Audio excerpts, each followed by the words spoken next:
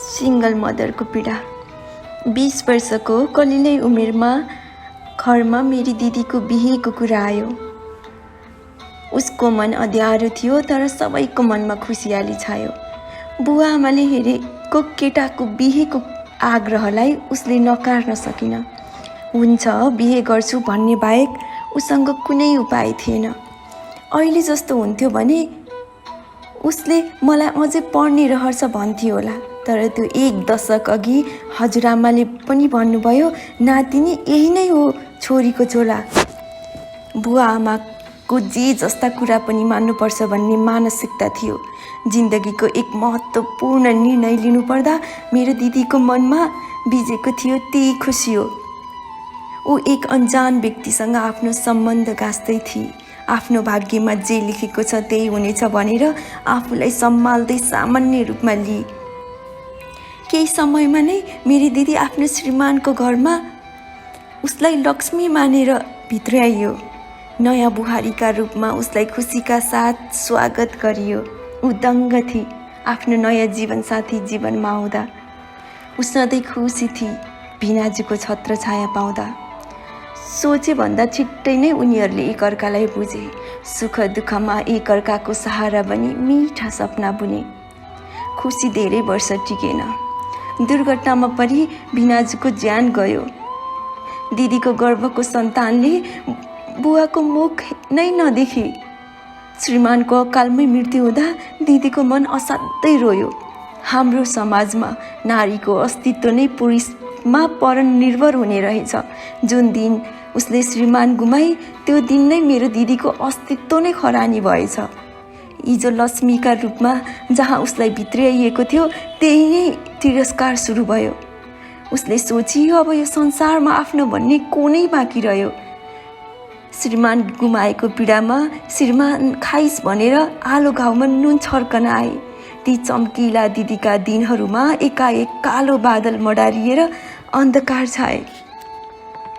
22-23 वर्षकै उमेरमा श्रीमान गुमाएकी मेरी दिदीमाथि थुप्रै कुदृष्टि पर्न लागे। आत्महत्या गर्ने सोच नबनाएकी होइन, तर पनि गर्भमा हुर्किएको सन्तान सम्झेर बाँच्ने आश साँचे। केही समयको पर्खाइपछि मेरी दिदीको छोराको जन्म भयो। ऊ हरेक तरिकाबाट आफ्नो बाबा जस्तै देखिन्थ्यो। कहिले यस संसारमा नफर्किने गरी भिनाजुले त्यो नासो दिदीलाई छोडेर जानुभएको थियो। उसको मुस्कान अगाडि मेरी दिदीलाई फिक्का लाग्थ्यो धपक्क बलेको दियो। समाजमा कोही पुरुषसँग मेरी दिदी बोल्दा उसकै नाम जोडी मेरी दिदीलाई चरित्रहीन बनाइन्थ्यो। गाउँ छिमेकको बिहे पूजा जस्ता शुभ कार्यमा सधैँ मेरी दिदी र उसको बच्चालाई छुट्याइन्थ्यो। दिदीको छोरा हुर्कदै गयो। उसका साथीले उसलाई बाबुका बारेमा सोध्न थाले। अबोध छोराका ती प्रश्नहरूले मेरी दिदीलाई दिनरात पिरल्न थाले। त्यो बच्चालाई बुझाउन मेरी दिदीसँग कुनै उत्तर थिएन। भन्थे बाबा भगवानको घरमा हुनुहुन्छ, तिमीले चिन्ता लिनु पर्दैन। एउटी आमालाई बुबा आमा दुवैको भूमिका निर्वाह गर्नुपर्ने, समाजका अन्याय अत्याचार र कुदृष्टिको शिकारको पनि सामना गर्नुपर्ने। उमेर बाँकी नै थियो। बिहेका प्रस्तावहरू मेरी दिदीलाई नआएको होइन। उनीहरू मेरी दिदीलाई मात्र स्वीकार्न चाहन्थे, तर उसको मुटुको टुक्रा बच्चाबाट छुट्याएर आर्थिक र मानसिक रूपमा विक्षिप्त भइसकेकी थिए। छोराको मुख हेरेर भए पनि जिन्दगीदेखि हार नखाने अठोट लिएकी थिए। मेरी दिदीको बच्चा नै जिउने आधार भएको छ। उसले आश गरेकी छ उसको बच्चाले ऊ जस्ता आमाको आँसु पुस्नेछ। श्रीमान गुमाएर आफ्ना परिवार समाज र साथीभाइबाट नै टाढा बनायो। उसको जीवनलाई राम्ररी बुझ्ने र सङ्घर्षशील बनी एक सक्षम महिला कसरी बन्ने भन्ने पाठ सिकायो।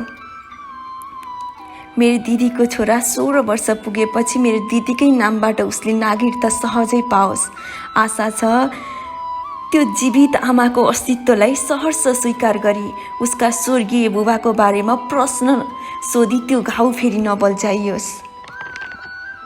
प्रेम प्रेमिका गुमाउँदा आत्महत्या गर्ने कलिला युगल जोडीहरू एकपटक सिंगल मदरलाई हेर्नुहोस् त। उनीहरूको साहस र ती हिम्मतहरू हामीलाई चुनौती दिने समाजलाई त्योसँग लडेर चुनौती दिनुपर्छ। समाज बदल्न एउटा मात्र होइन, तिमी म र हामी सबै बदलिनु जरुरी छ।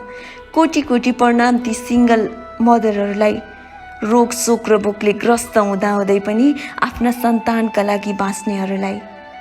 धन्यवाद।